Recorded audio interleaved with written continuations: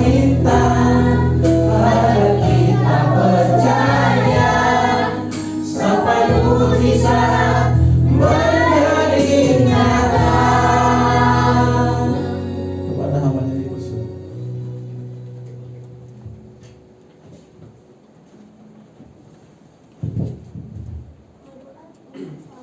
Bapak Ibu, mari kita berdoa. Itulah yang kami yakini Tuhan, bahwa selalu ada mujizat Tuhan dalam kehidupan kami. Melewati apapun yang terjadi, ada tangan Tuhan, tangan yang tak kelihatan namun hadir, menopang, memimpin kehidupan kami. Ajak kami untuk selalu sadar akan hal ini, sehingga pergumulan kehidupan tidak membuat kami menjadi orang-orang yang meragukan kasih Tuhan dan kehadiran Tuhan dalam kami. Biar kami pegang teguh apa yang kami lakukan, sehingga pujian ini benar-benar menjadi satu gaya hidup kami. Berkati setiap kami di dalam nama Tuhan Yesus kami berdoa. Amin. Shalom Bapak Ibu. Ya, kita bersyukur untuk kesempatan di hari ini. Kita akan merenungkan firman Tuhan bersama.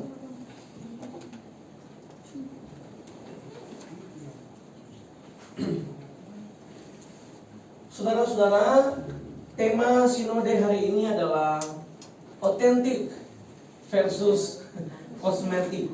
Ya, otentik versus kosmetik ya. Saya sengaja tulis kosmetiknya kebalik Bapak Ibu. Ngomong-ngomong saudara-saudara sekalian, ibu-ibu yang suka dandan gitu ya, kebayang nggak kalau pergi satu acara resmi tapi nggak dandan gitu? Rasanya ada yang kurang kan? Kita pengen tampil yang waduh, itu kalau bisa jerawat jangan muncul kan? Nggak kelihatan ya, kinclong ya. Itu nyamuk mau hinggap pun kepleset dia ya, karena saking kinclongnya gitu. Tapi orang-orang yang mungkin datang di acara itu, mereka lihat kita, wah cantik sekali ya, dandanannya sangat bagus. Tapi yang di rumah tahu gambaran yang aslinya kan. Nanti pulang setelah cuci muka baru, oh ternyata begini ya.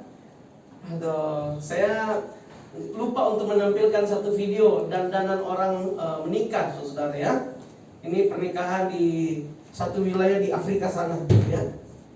Waduh, putih banget. Putih persis sekali ya. Tapi tidak sinkron dengan warna kulit mempelai perempuan.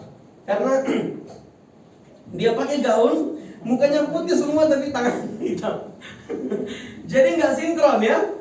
Kalau nggak sinkron itu orang dulu bilang apa? Dandanan itu yang natural saja ya, supaya senada antara penampilan waktu didandan dan penampilan biasa. Nah, Bapak Ibu sekalian, tema di hari ini bicara tentang otentik dan kosmetik. Apa maksudnya? Dalam Yeremia 7 ayat 1 sampai 15. Ini 15 ayat, lumayan panjang ya. Saya bacakan buat saudara-saudara saja. Ya, saudara bisa buka juga handphonenya, Alkitabnya.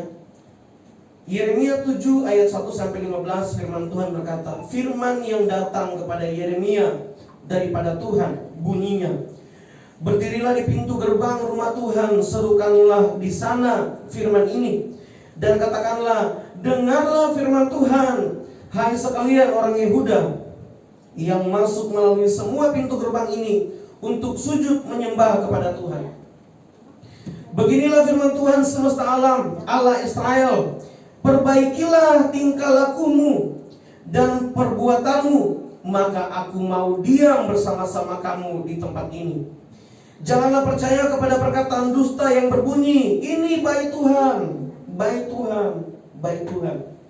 Melainkan jika kamu sungguh-sungguh memperbaiki tingkah lakumu dan perbuatanmu, jika kamu sungguh-sungguh melaksanakan keadilan di antara kamu masing-masing, tidak menindas orang asing, yatim dan janda, tidak menumpahkan darah orang yang tak bersalah di tempat ini, dan tidak mengikuti Allah lain yang menjadi kemalanganmu sendiri, maka aku mau diam bersama-sama kamu di tempat ini, di tanah yang telah kuberikan kepada nenek moyangmu dari dahulu kala sampai selama-lamanya. Tetapi sesungguhnya kamu percaya kepada perkataan dusta yang tidak memberi faedah.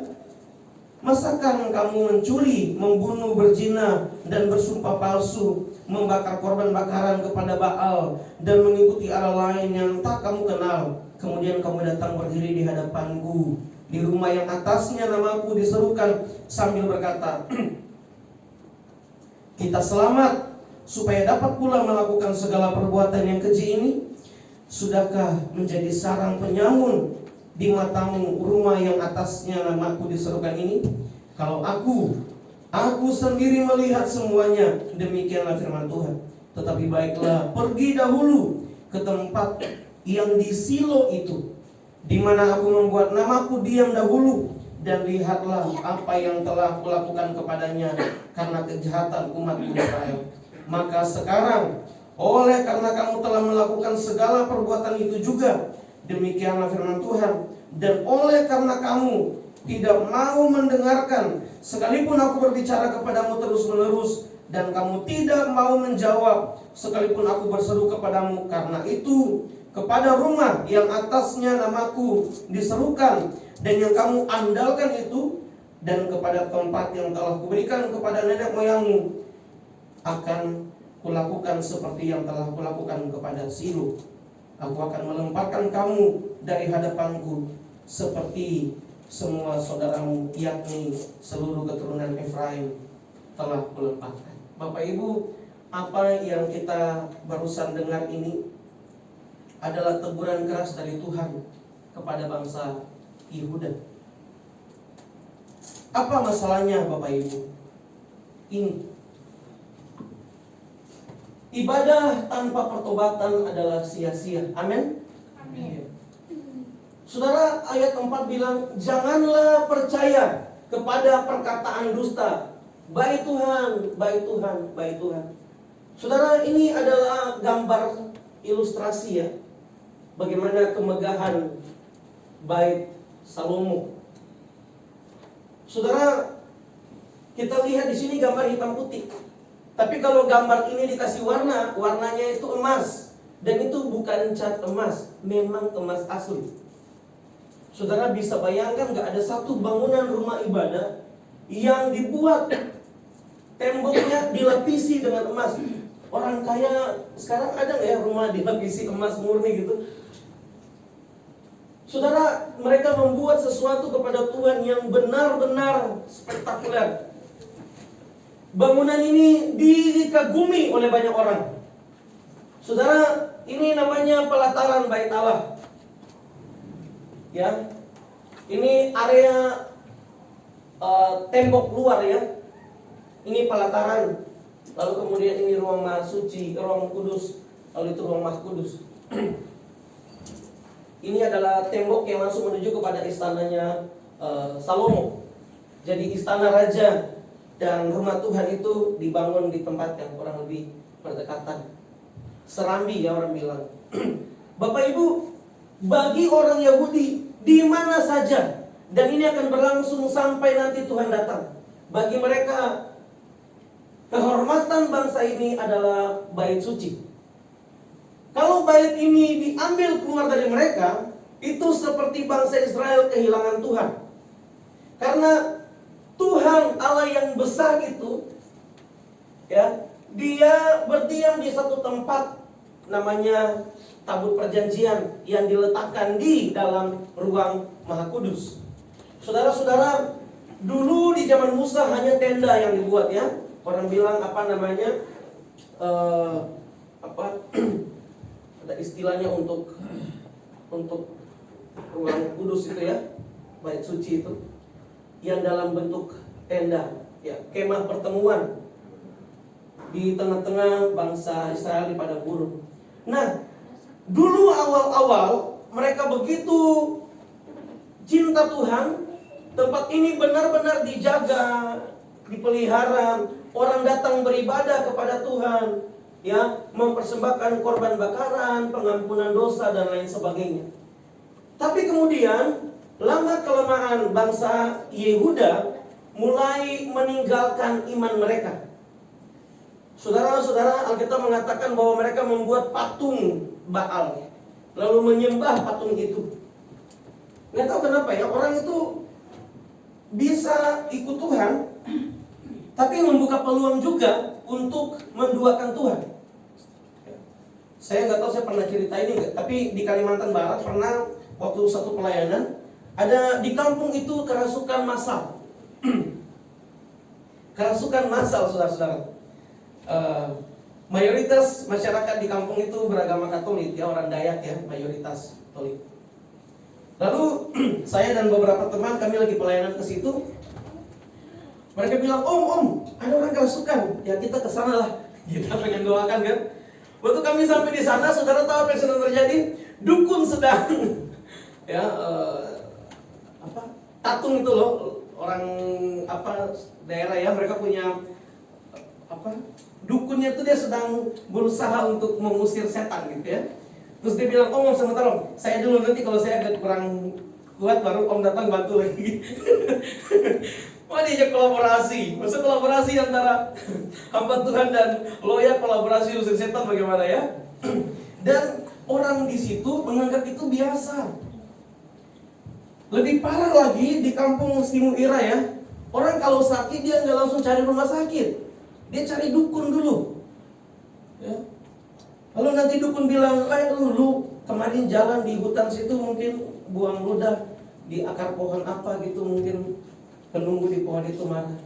Mesti pergi potong ayam, netes darah ayam di di akar pohon sana supaya arwah yang ada di situ nggak marah sama kamu. Dan saudara percaya nggak orang mereka lakukan? Dilakukan. Nanti kalau udah nggak sembuh, hamba Tuhan datang doakan. Lalu nanti bilang ke rumah sakit. Orang menggabungkan iman dia dan tindakan-tindakan yang praktik penyembahan berhala di waktu yang bersamaan. Dan mereka menganggap itu hal yang biasa karena nggak ada orang yang kasih tahu bahwa itu salah. Sehingga itu menjadi satu tradisi turun-temurun. Kurang lebih itu juga yang terjadi kepada bangsa Israel. Mereka ada masalah, mereka datang kepada Tuhan, berdoa. Tapi nggak cuma kepada Tuhan. Pulang dari situ mereka bawa persembahan berhala kepada Dewa Baal untuk doa yang sama. Ya. Kalau nanti Allah Israel nggak bisa bantu, mungkin yang ini bisa bantu. Gitu. Saudara, praktik ini terjadi di kalangan orang Yehuda pada zaman itu. Sehingga bagi Tuhan ini penduaan kepada Allah, Bapak Ibu. Lalu mereka bilang seperti ini, tenang, Tuhan gak marah, Dia kan ada di dalam bait Allah, dalam baitnya. Kita pergi saja, nanti juga dipulihkan. Udah pergi lagi bikin masalah, nanti datang juga Tuhan akan maafkan gitu ya. Jangan percaya kepada perkataan dusta, kita bilang itu dusta. Kata siapa? Tuhan tidak memperhitungkan itu. Oh, ini bait Tuhan, ini kebanggaan kita, ini tempat penyembahan kita. Saudara-saudara sekalian, itulah yang terjadi kepada bangsa Yehuda. Orang Israel menganggap keberadaan bait Allah sebagai jaminan perlindungan. Pokoknya selama masih ada bait Allah di situ, kita masih dilindungi. Perlindungan otomatis dari Tuhan.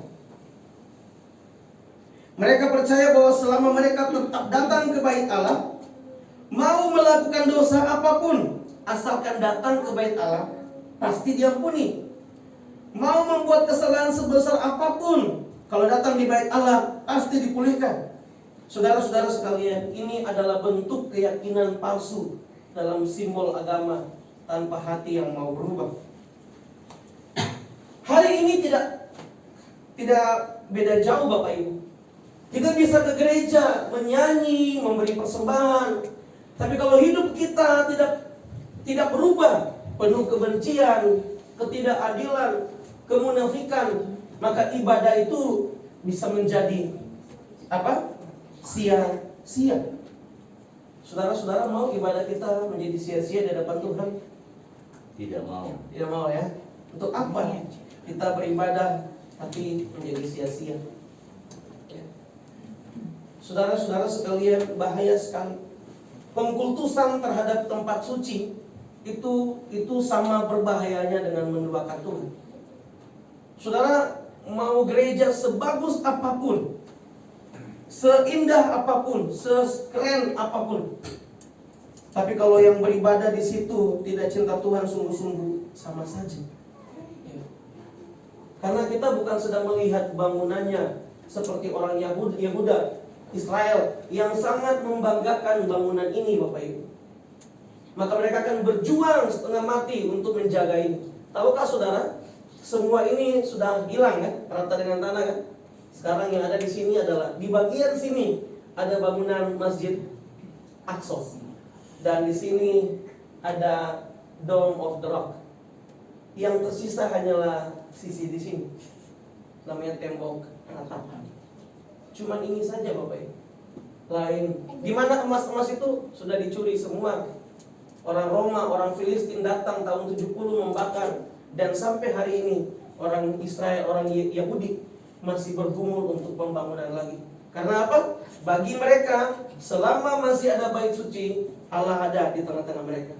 Mereka akan berjuang apapun caranya, mau perang, mau apapun itu, yang penting ada bait suci di tengah-tengah mereka. Saudara-saudara, itu pengkultusan terhadap rumah Allah. Ya.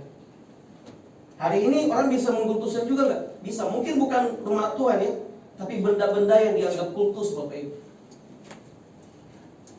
Kita mungkin tidak mengkultuskan bangunan gereja, tapi bisa juga minyak urapan kita kultuskan kan? Kita mungkin tidak mengkultuskan gereja, tapi tanda salib, simbol salib bisa dikultuskan. Ya, saudara kalau pergi ke rumah-rumah di Indonesia Timur ya, orang Ambon lah, saya pakai Ambon saja. Orang Ambon itu di ruang tamunya setidak-tidaknya ada 3 gambar, Bapak Ibu. Gambar pertama adalah perjamuan kudus, biasa ditaruh di tembok sisi mana gitu ya. Yang kedua, Yesus lagi berdoa di Taman Getsemani. Yang ketiga ada salib. Jadinya minta ampun. Hampir sebagian besar rumah-rumah di Maluku itu ada gambar seperti itu. Tapi apakah simbol itu mempengaruhi? Enggak juga. Karena hanya sekedar simbol. Ya. Apa bedanya dengan praktik agama lain yang juga menerapkan hal yang sama? Tuhan tidak suka dengan pengkultusan terhadap simbol-simbol, Bapak Ibu. Kalau saudara taruh di situ, misalnya seorang pejabat ya, dia taruh salib di sana, lalu kemudian ada orang datang menawarkan dia untuk korupsi, dia lihat salib, dia bilang, aduh, saya nggak boleh. Lalu dia bertobat, nah itu bagus. Ya, tapi kalau cuma sekedar simbol saja ya, semua praktik agama lain juga melakukan hal yang sama. Hal kedua yang tidak kalah bermasalah, Bapak Ibu, Tuhan menuntut keadilan dan hidup benar. Ayat 5-7 ya, 5a dan 7a. Melainkan jika kamu sungguh-sungguh memperbaiki tingkah lakumu dan perbuatanmu, maka aku diam bersama-sama kamu di tempat ini. Jadi Allah bilang apa? Saya akan meninggalkan bait suci ini kalau kalian tidak hidup sungguh-sungguh memperbaiki tingkah laku. Nah, bagi orang Yehuda bukan. Tuhan tetap ada. Nanti kita pergi, datang lagi, dia ada lagi.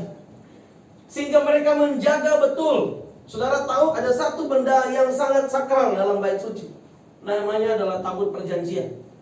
Kalau benda itu hilang, Bapak Ibu, mau sebagus apapun bangunannya, Allah tidak hadir karena simbol kehadirannya tidak ada. Sehingga mereka menjaga itu dengan baik-baik, Bapak Ibu. Karena apa? Supaya Tuhan hadir. Sebab kalau tabut perjanjian ditinggalkan dari bangsa Israel, tidak ada simbol kehadiran Tuhan di sana. Dan Tuhan memang mengizinkan di satu masa untuk sekian tahun lamanya tabut perjanjian dikeluarkan dari bait suci.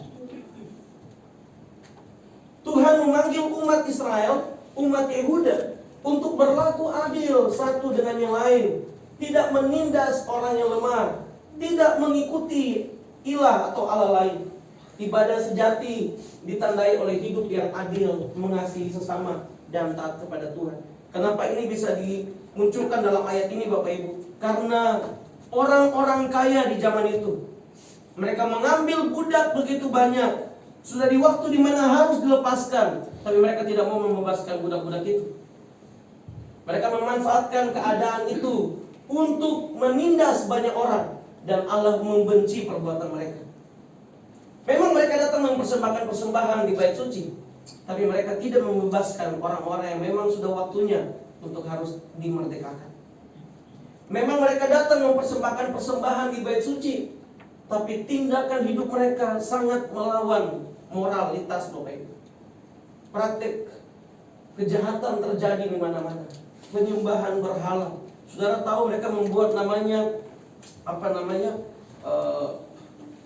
tempat-tempat pencurahan kurban itu di mana-mana Bapak Ibu. Hampir sebagian besar area di Israel ada mesbah untuk korban bakar. Tidak jarang orang bisa mempersembahkan anaknya kepada dewa Baal. Saudara tahu mempersembahkan artinya apa? Disembelih. Praktik itu yang dulu pernah mau dilakukan Abraham kan. Ingat Abraham dulu bukan orang yang percaya kepada Tuhan. Dia dulu juga menyembah Baal. Sehingga waktu Tuhan minta Ishak, dia waktu melakukan itu dia berpikir bahwa sama seperti yang lain juga melakukan kepada Baal. Berarti memang Allah yang akan saya sembah ini ya kurang lebih sama juga dengan Allah Baal karena minta korban kan. Tapi ketika dia mau menyembelih anaknya, Tuhan bilang, aku sudah melihat imanmu ya.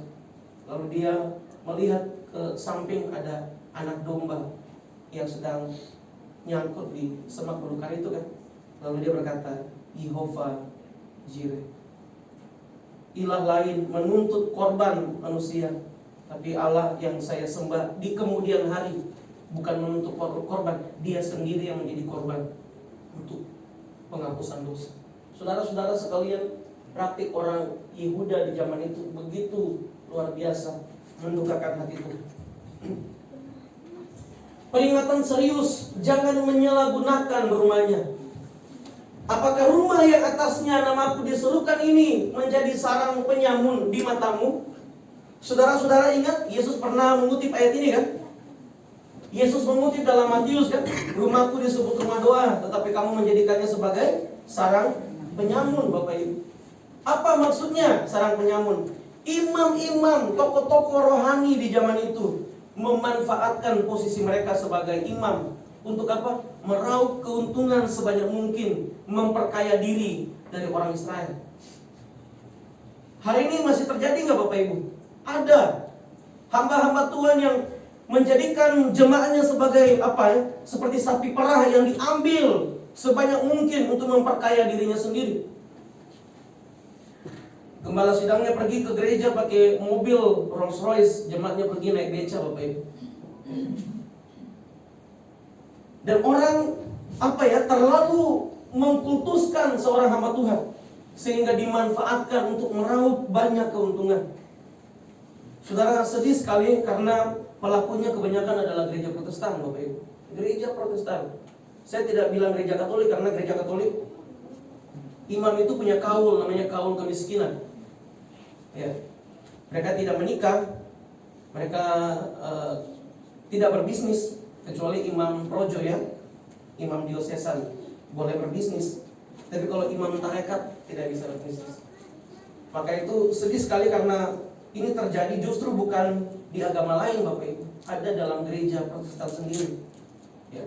Kita tidak usah bilang sinodenya apa, organisasi apa, tapi ada begitu banyak pendeta-pendeta Protestan yang memanfaatkan jemaat, merangkup banyak keuntungan untuk milik dia sendiri.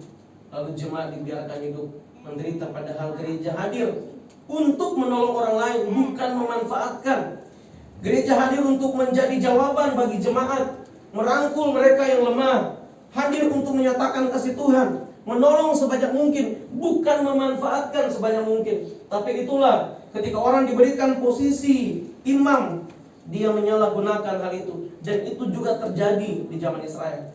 Saudara, imam-imam mereka membuat aturan, hanya domba yang tidak bercacat yang bisa dipersembahkan. Memang betul, itu memang Tuhan menghendaki itu. Tetapi imam-imam kemudian apa? Mereka menjadikan area pelataran bait suci yang di zaman Daud sebagai tempat di mana para pemuji dan penyembah menaikkan pujian 13 tahun lamanya. Justru di zaman itu Bapak Ibu tidak ada lagi pujian penyembahan. Yang ada adalah apa? Kandang-kandang domba, burung-burung dibuat di situ. Lalu orang mau datang mempersembahkan korban. Imam memeriksa, oh kakinya ada luka sedikit, nggak layak. Gimana? Saya kalau pulang kampung saya jauh. Lu beli aja di sini. Lalu harganya dinaikin banyak sehingga umat datang sudah bawa dosa, tambah bikin dosa lagi sana karena harus ngedumel. Tapi gimana? Terpaksa harus beli. Orang beribadah kepada Tuhan bukan lagi karena kasih, tapi karena paksaan. Terpaksa melakukan dan ancaman-ancaman lain. Bapak Ibu, bagi saya sebagai hamba Tuhan adalah jangan pakai simbol agama. Bagi jemaat sekalian Bapak Ibu, jangan terkecoh dengan simbol agama hari ini. Jangan terkecoh dengan hamba-hamba Tuhan yang sepertinya spektakuler Bapak Ibu. Gereja bukan sekedar tempat beribadah, gereja adalah rumah Tuhan. Kita harus menjaga agar tempat ini tidak menjadi tempat yang tercemar. Amin. Amin Bapak Ibu. Amin. Amin. Kita perlu banyak berdoa untuk pendeta-pendeta Bapak Ibu, supaya meninggalkan gaya hidup hedon itu. Saudara, di Instagram ada satu, di TikTok juga ada ya, Pastor in Style. Saudara, saya nggak mau tampilkan sini, ngeri Bapak Ibu. Dan hamba-hamba Tuhan jamnya bisa 500 juta. Gila. Duh. Saya nggak kepikiran hamba Tuhan jam tangannya 500 juta. Ya. Pendeta Roland kan pernah cerita ya. Saudara pernah ingat nggak Pendeta Roland cerita apa? Jam tangan, sepatunya, mahal sekali. Tapi gereja yang nggak buat apa-apa Bapak Ibu. Ada gereja-gereja yang besar, tapi nggak pernah melakukan satu pelayanan kasih, pelayanan sosial. Saya malu sekali karena satu kali dalam pertemuan di acaranya Sochi ya, lalu ada tulisan seperti ini, kalian mengajarkan kasih, namun kami yang mempraktekannya. Itu jadi satu tamparan keras bagi orang-orang Kristen harusnya. Karena tulisannya jelas banget, kalian mengajarkan kasih, tapi kami yang mempraktekkan. Waduh, itu satu tamparan kengerian.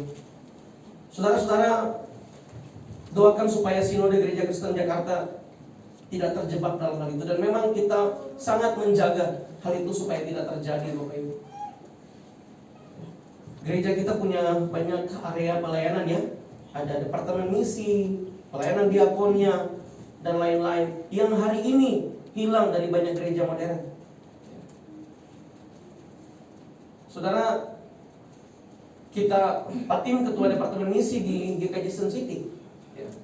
Saudara pikir bahwa keuangan misi di GKJ hanya untuk orang GKJ? Tidak Bapak Ibu. Kita membantu Sinode Gereja Sahabat. Pelayanan bakti sosial di GSJA di Singkawang rutin dari Sun City yang support dia Patimnya. Apakah karena GSJA lalu kita tidak lakukan? Kita melihat satu komunitas gereja yang kudus dan yang ada dalam pengakuan iman rasuli itu Bapak Ibu. Tapi hari ini orang mau membesarkan sinodenya sendiri, gerejanya sendiri, lalu tidak melihat gereja lain yang juga butuh uluran tangan untuk memperkuat pekerjaan